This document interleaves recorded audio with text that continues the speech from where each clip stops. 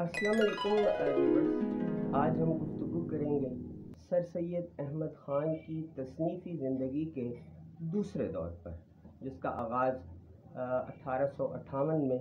उस वक्त हुआ जब उनकी किताब तारीख़ सरकशी ज़िला बिजनौर छप कर सामने आई। तारीख़ सरकशी ज़िला बिजनौर जो किताब है, ये दरअसल उन यादाश्तों पर या उन वाक़यात पर मबनी है जो 1857 की जंग आज़ादी के दरमियान उन्हें ज़िला बिजनौर में पेश आए थे। ज़हन में रहे कि 1857 का जब वाक़या हुआ तो सर सैयद अहमद ख़ान ज़िला बिजनौर में मुकीम थे और बिजनौर में रहकर उन्होंने अंग्रेज़ों की जान बचाई, उनका साथ दिया और उन तमाम वाक़यात को अपनी नज़रों से देखा जो उनके सामने बीते, और फिर उन तजर्बात को, एहसासात को तमाम तर सबूतों के साथ उन्होंने तारीख़ सरकशी ज़िला बिजनौर में शामिल किए और एहसास दिलाने की कोशिश की कि ये जो सरकशी थी या जिसको अंग्रेज़ बगावत कहते हैं, ये दरअसल बगावत नहीं थी, ये उन हिंदुस्तानियों का रद्द अमल था जिनको आपने या अंग्रेज़ हुकूमत ने या ईस्ट इंडिया कंपनी के मुलाजिमीन ने इस हद तक पहुंचा दिया था। अब ज़रूरत इस अम्र की है कि हमें अपने रवैयों में तब्दीली लाने की ज़रूरत है ताकि अवाम बगावत पर फिर से न उतर आए। तारीख़ सरकशी ज़िला बिजनौर की इशाअत के साथ ही उन्होंने एक अपने नुक्ता नज़र, जो उनका सियासी नुक्ता नज़र था, उसमें नुमाया तब्दीली ये की कि अब वो अंग्रेज़ों से मुक़ावमत की बजाय उनसे सुलह जुई की पॉलिसी को अपना रहे हैं ताकि मुसलमानों का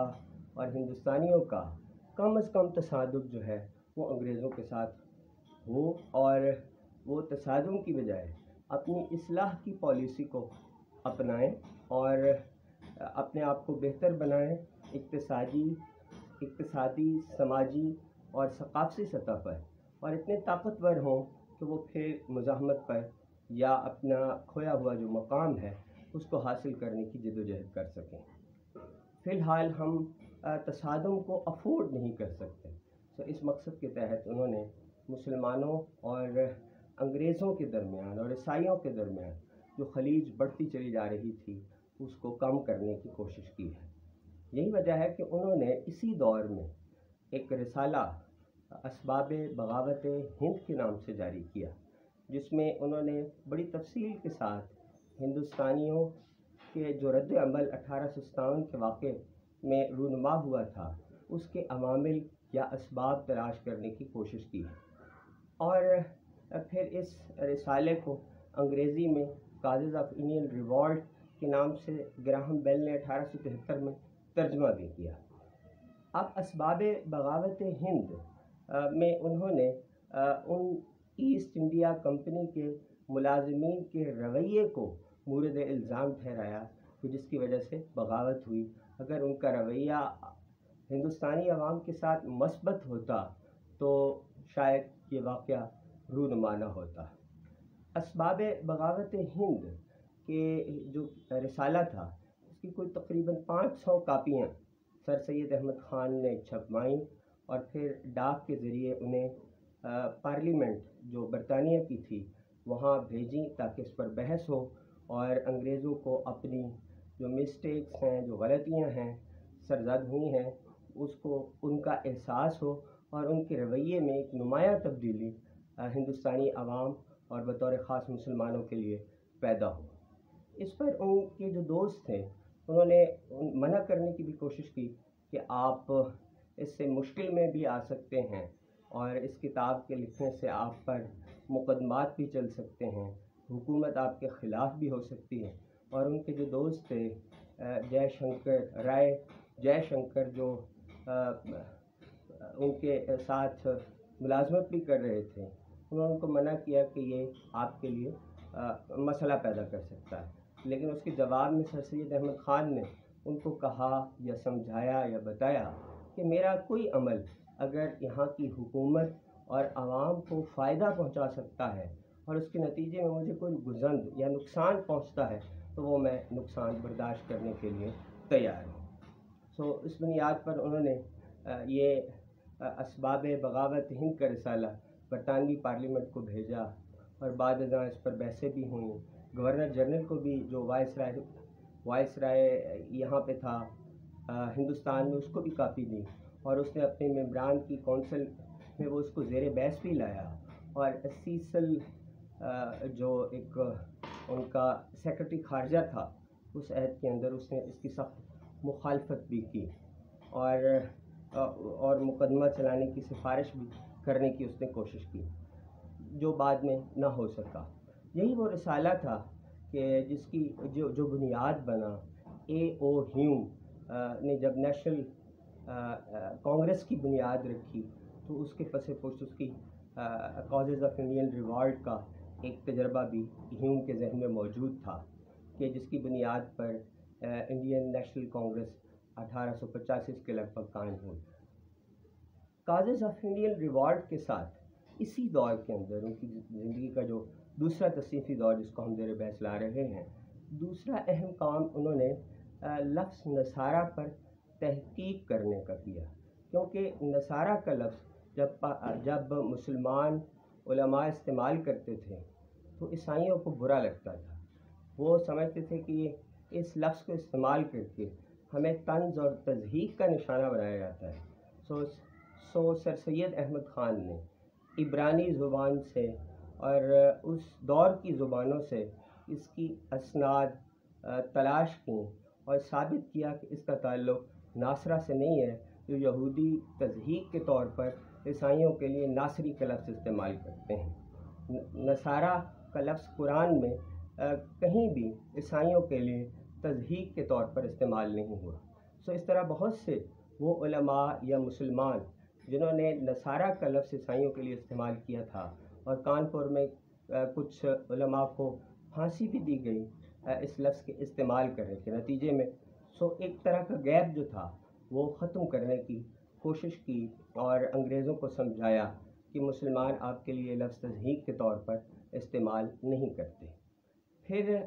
تبین الکلام، یہ بھی ایک کوشش ہے سر سید احمد خان کی کہ جو انہوں نے عیسائیوں اور مسلمانوں کو ایک دوسرے کے قریب لانے کے لیے کی ہے، کہ بائبل اور قرآن دونوں کا تقابلی ایک طرح کا مطالعہ کیا اور ان کے درمیان جو اشتراکات تھے وہ اس کتاب میں یعنی تبین الکلام میں وہ ایک دوسرے سامنے لے کر آئے، تاکہ جو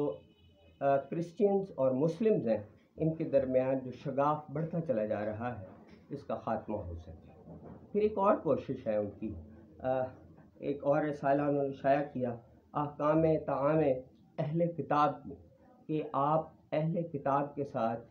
کھانا کھا سکتے ہیں، کیونکہ بعض جو شدت پسند لوگ تھے وہ اہل کتاب کے ساتھ یا عیسائیوں کے ساتھ کھانے پینے کی بھی ممانعت کرتے تھے۔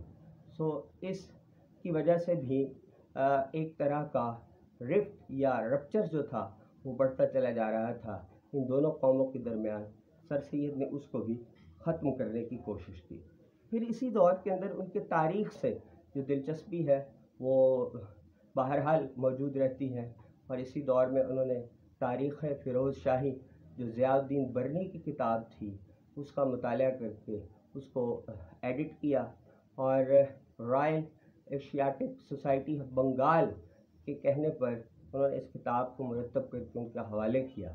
اور تاریخ فیروز شاہی جو تھی جو 1862 کے لگ بھگ قائم ہوگی، شائع ہوگی۔ غازی پور میں 1862 میں مراد آباد سے وہ جب گئے تو وہاں پر ایک مدرسہ قائم کیا۔ 1863 میں انہوں نے وہاں پر ایک سائنٹیفک سوسائٹی کی ابتدا کی، تاکہ یہاں کے لوگوں کو، مسلمانوں کو جدید علوم اور بطور خاص جو سائنس ہے اس سے مستفید کیا جائے، اور نئی فکر اور جدید فلسفے سے لوگ ہمکنار ہو سکیں، اور روایتی بنیادوں پر سوچنا اب ہمارے لیے ناقابل برداشت ہے۔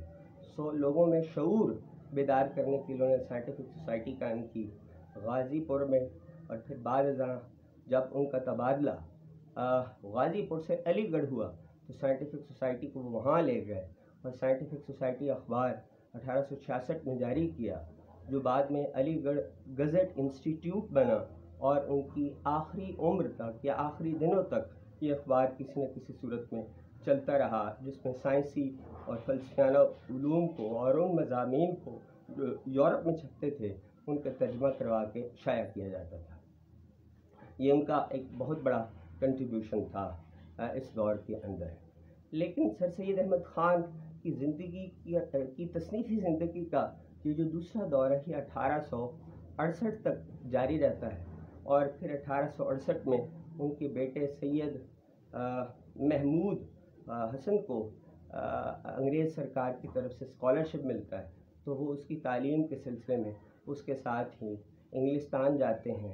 اور وہاں پر 1.5 سال کا قیام کرتے ہیں، اور اپنی جائیداد بیچی انہوں نے، پھر اپنی جو کچھ مکان تھا اس کو رہن رکھا، 10,000 روپے اس دور کے اندر انہوں نے قرض لے لیا، اور اپنے ملازم کو ساتھ لے کر وہ انگلستان گئے اور تقریباً 1.5 سال تک وہاں مقیم رہے، اور اس دوران انہوں نے وہاں کے تعلیمی نظام، وہاں کی یونیورسٹیوں سے، وہاں کے سیاستدانوں سے، وہاں کے سابق جو بیوروکریٹس تھے ان کے ساتھ ملاقاتیں کی، اور ان کی تہذیب، ثقافت، کلچر، ان کے سوچنے کے انداز کو وہ سمجھتے رہے، اور ساتھ ساتھ وہ ولیم میور کی جو کتاب تھی لائف آف محمد، اس کا جواب خطبات احمدیہ کی شکل میں وہاں لکھتے رہے، اور جب وہ واپس آئے تو انہوں نے خطبات احمدیہ کی صورت میں ولیم میور کی کتاب لائف آف محمد کا جواب دیا۔ یہ وہ دور تھا جب سر سید احمد خان کی فکر میں مزید ایک تبدیلی رونما ہوئی، جو ان کے تیسرے تصنیفی دور کی بنیاد بنی۔ ہم کسی اگلی ویڈیو میں ان کے تیسرے تصنیفی دور میں موجود ان کی تخلیقات اور ان کا تعارف آپ کے سامنے لے کر حاضر ہوں گے۔ فی الحال اتنا کافی، بہت شکریہ۔